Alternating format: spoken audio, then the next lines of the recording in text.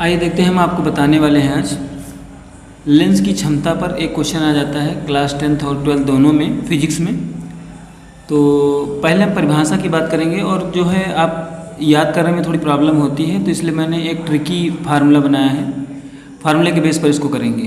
तो यहाँ पर क्या होता है कि P बराबर होता है आपका 1/f, ये आपका सूत्र होता है।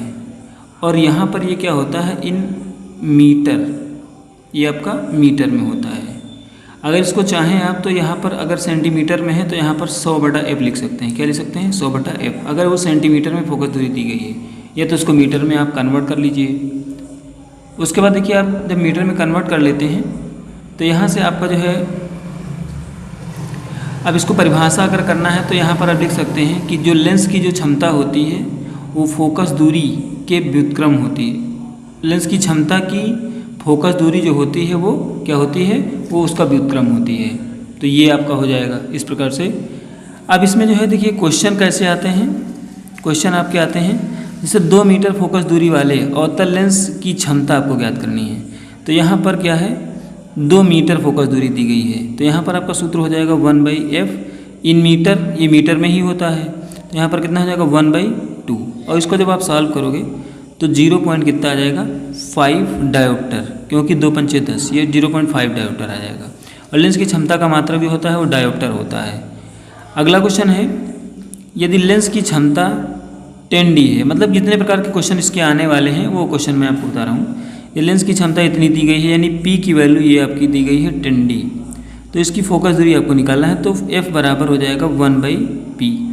तो यहाँ से जब आप इसको करोगे तो कितना आ जाएगा 1/10, और 1/10 को जब आप सॉल्व करोगे तो 0 पॉइंट कितना आ जाएगा 1।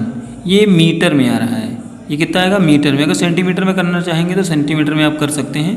यहाँ पर जो मैंने फार्मूला बताया है, अगर मीटर में दिया है तो ये फार्मूला लगाएंगे। अगर सेंटीमीटर में अगर फोकस दूरी है, इसको आप चेंज नहीं करना चाहते तो 100/f कर सकते हैं। एक क्वेश्चन और जो है बहुत ज़्यादा पूछ लिया जाता है कि कभी कभी कई लेंसों के क्षमताएँ जो है दे दी जाती है। तो 2 लेंस जिनकी क्षमताएँ दी गई हैं ये, तो यहाँ पर P1 इसको मान लेते हैं -15D, और दूसरा है P2 दिया गया है 5D+ का। तो यहाँ पर पहले संयुक्त निकालेंगे तो कितना हो जाएगा, P = P1 + P2।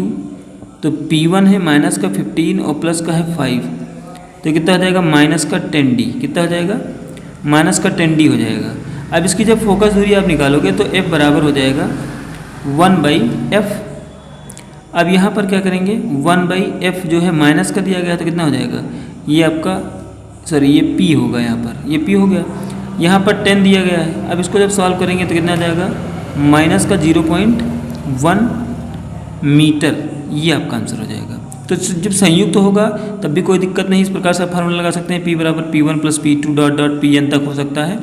और ये आपका, अगर जिससे सिंगल दिया गया है, क्षमता दी गई है तो फोकस दूरी आप निकाल सकते हैं, और अगर फोकस दूरी दी गई है तो आप जो है उसकी क्षमता निकाल सकते हैं। और यहाँ से परिभाषित करना चाहें तो ये कर सकते हैं कि P बराबर 1/f है, यानी कि इनमें रिलेशन आपका ये है, P अनुपाती होता है F के। तो यहाँ पर आप लिख सकते हैं कि जो लेंस की क्षमता जो होती है फोकस दूरी के, वो व्युत्क्रमानुपाती होती है। ये आपकी परिभाषा हो जाएगी।